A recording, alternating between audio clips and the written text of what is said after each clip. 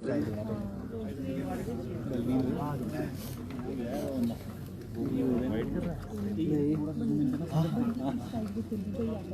करो।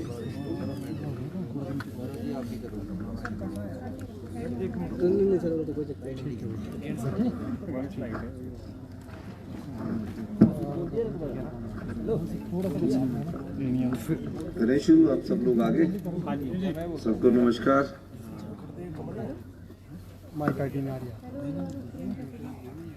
मैं हिमाचल की जनता का बहुत बहुत धन्यवाद करना चाहता हूं। हिमाचल की जनता ने लोकतंत्र के इस पर्व में भाग लिया। इस बार का चुनाव कोई आम चुनाव ना रहकर एक विशेष चुनाव था, और जिसमें हमने जनता की अदालत में कई मुद्दे उठाए और पार्टी ने एक फैसला किया कि इस चुनाव को पूरे जोश से, पूरे युद्ध की तरह लड़ा जाए। और मेरा मानना है कि हमने अपने दो साथियों को, विक्रमादित्य जी जो हमारे पीडब्ल्यूडी के मिनिस्टर हैं और विनोद सुल्तानपुरी जी जो हमारे विधायक हैं, दो साथियों को यहाँ से मंडी पार्लियामेंट और शिमला पार्लियामेंट से हमने उतारा। हमने अपने राष्ट्रीय नेता श्री आनंद शर्मा जी जो कि राज्यसभा के सदस्य थे, पहली बार वो कांगड़ा से लोकसभा का चुनाव लड़े, और एक हमारे साथी पूर्व विधायक थे जो हमीरपुर पार्लियामेंट से चुनाव लड़े। चारों जगह अच्छा संघर्ष हुआ, दो जगह तो बहुत ही अच्छा संघर्ष रहा और उसमें हमने कड़ी टक्कर दी। लेकिन लोकसभा की जो चारों सीटें हैं वो हम अभी जीत नहीं पाए, क्योंकि लोकसभा का जो चुनाव होता है वो राष्ट्रीय मुद्दों पर ज़्यादा था, नेशनल इश्यूज पर ज़्यादा था। लोग नेशनल जब इश्यूज पर वोट करते हैं तो कई प्रकार के मुद्दों को ध्यान में रखकर वोट करते हैं, कई प्रकार की बातचीत को ध्यान में रखकर वोट करते हैं। लेकिन हमारे पार्टी के कार्यकर्ताओं ने इस चुनाव को बहुत अच्छी तरह लड़ा। मैं सभी पार्टी के कार्यकर्ताओं का भी धन्यवाद करना चाहता हूँ और हिमाचल की जनता का भी धन्यवाद करना चाहता हूँ। विशेष चुनाव इसलिए था कि 6 विधायक जो राजनीतिक कांग्रेस पार्टी के हाथ चुनाव पर जीते थे, वो उन्होंने पार्टी के विरोध में राज्यसभा के प्रत्याशी को टिकट दिया। वो राजनीतिक मंडी में बिके। हमने जनता की अदालत में ये बात रखी और हमने कहा कि ये लोग हाथ के निशान पर चुनकर आए थे, इन्होंने पार्टी से भी धोखा किया, हिमाचल की जनता से भी धोखा किया, क्योंकि वो 5 साल के लिए चुनकर आए थे। अब अगला 3.5 साल का टर्म है, और मैं हिमाचल की जनता का इसलिए भी धन्यवाद करना चाहता हूं कि उन्होंने इस 3.5 साल के टर्म के लिए कांग्रेस पार्टी के राज्य की मेजोरिटी के लिए 4 विधायकों को चुनकर भेजा। तो जो कहते थे कि 4 जून को हमारी सरकार बनेगी, तो ये हिमाचल की जनता का जवाब है कि हाँ, हिमाचल की जनता ने कांग्रेस की सरकार के समर्थन में हमें 4 विधायकों को चुनकर भेजा। उन्होंने कहा कि यहाँ जनबल को जिताना होगा और भविष्य की रणनीति को साफ रखना होगा। तो 4 चुनकर आए हैं, 80% के करीब हम चुनकर आए हैं। तो निश्चित तौर पर मैं कह सकता हूं कि मैं उन्हीं चारों प्रत्याशियों को भी, जो भी जीते हैं, उन सब प्रत्याशियों को मुबारकबाद देता हूं और जनता का, खासकर हिमाचल की जनता का धन्यवाद करता हूं कि जो भारतीय जनता पार्टी कहते थे कि 4 जून को हमारी सरकार बनेगी, तो वो उनका वो जो कथन था जनता की अदालत में, वो भी झूठा साबित हुआ है। अब हम 34 से बढ़कर 38 हो गए हैं।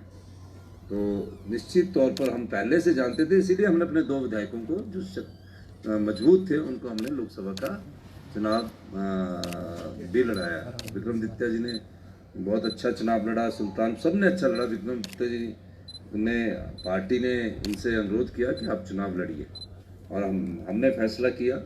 इनसे पूछा गया, ये वैसे लड़ना नहीं चाहते थे, पर मैंने इनसे अनुरोध किया क्योंकि ये लड़ाई हमारी लोकसभा से ज़्यादा हम विधानसभा के चुनाव की तरफ ज़्यादा इंगित थे कि हम अगर लोकसभा कमज़ोर छोड़ देंगे तो हमारे को विधानसभा में दिक्कत आ सकती है, लेकिन ऐसा हम करना नहीं चाहते थे, इसलिए हमने पूरे युद्ध को लड़ा। ठीक है, इस चुनाव में लोकसभा में हमें तकरीबन पिछले चुनाव से 2019 के चुनाव से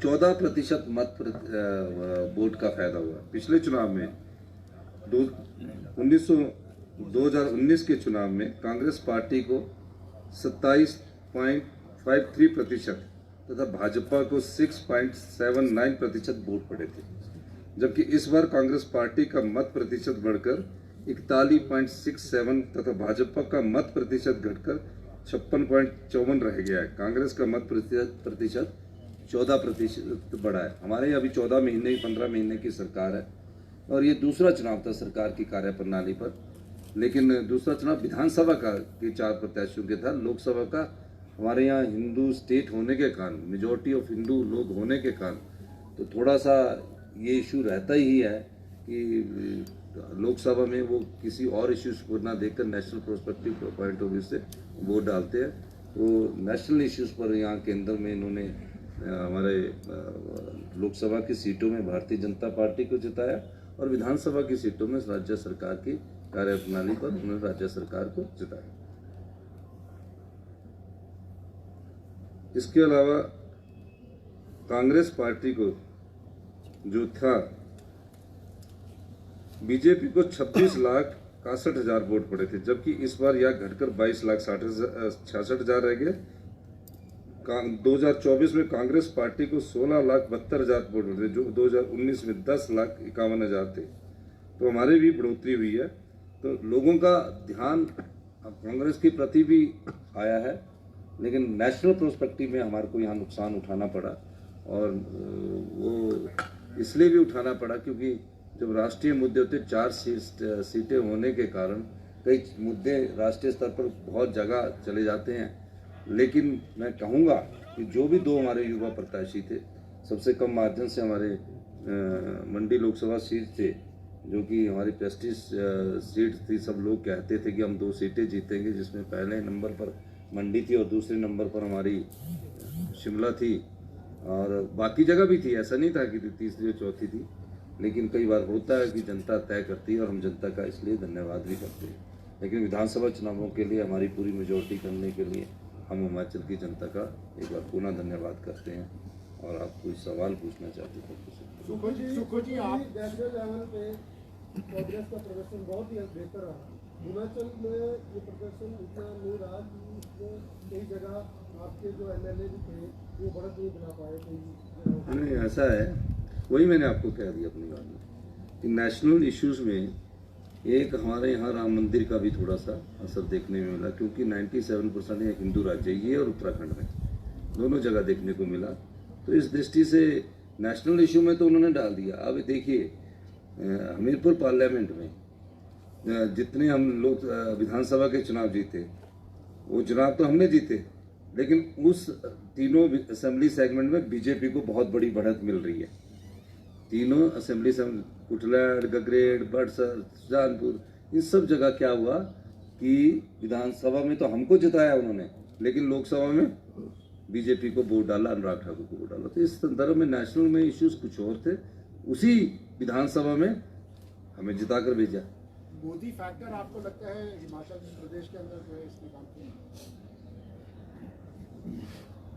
मोदी फैक्टर भी थोड़ा बहुत था, लेकिन मैक्सिमम जो था वो रिलीजन फैक्टर पर थोड़ा सा यहाँ वोट कन्वर्ट हुआ, क्योंकि हमारे हिंदू संस्कृति के लोग हैं। तो दोनों जगह जो है रीजनल फैक्टर, रिलीजन फैक्टर पर भी थोड़ा बहुत फर्क इसका पड़ा है। जो नेशनल पर्सपेक्टिव में कांग्रेस पार्टी के जो पोल मैनिफेस्टो था, क्या वो हिमाचल में रूट तक नहीं पहुंच पाए? नहीं, ऐसा नहीं है, ऐसा नहीं है।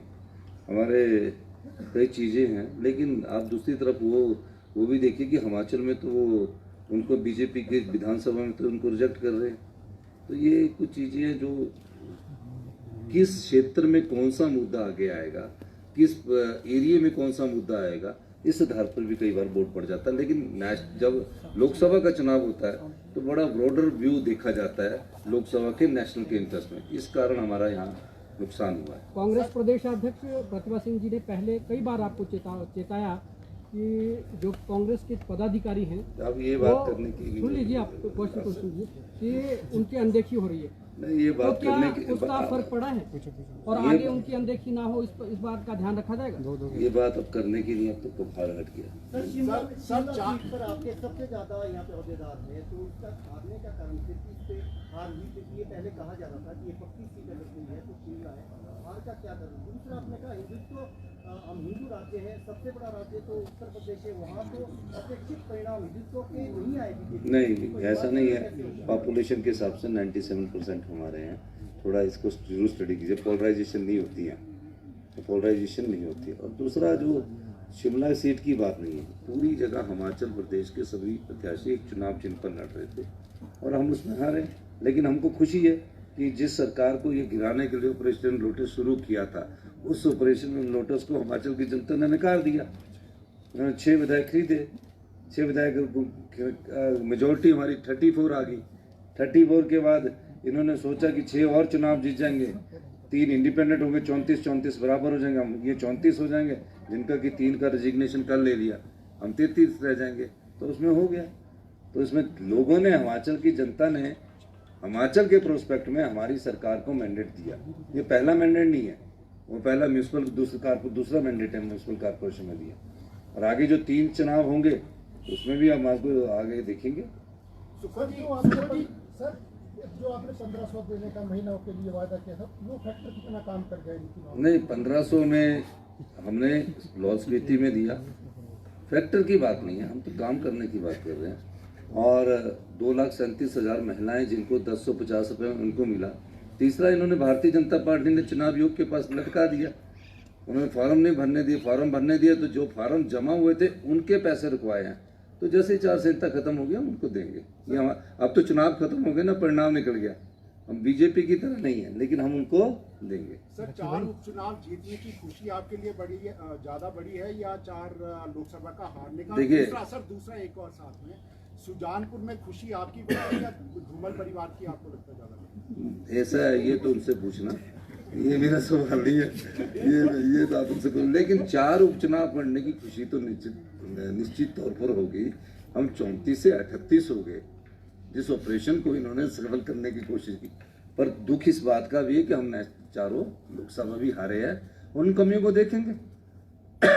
क्या आप मानते हैं कंट्री को एक मैसेज गया है? देखिए, कंट्री को तो पूरे हिंदुस्तान में मैसेज गया है, और उस मैसेज का अब हाई कमांड हमारा फैसला करेगा कि एनडीए की जो ये हमारी गवर्नमेंट है, ये कि कल उनकी मीटिंग होने जा रही है, वो अलायंस पार्टनर के साथ मीटिंग होने जा रही है कि किस स्वरूप में वो आगे आएंगे।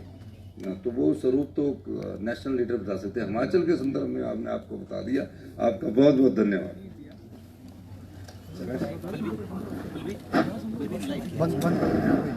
मेरा करना बनना बाहर निकाल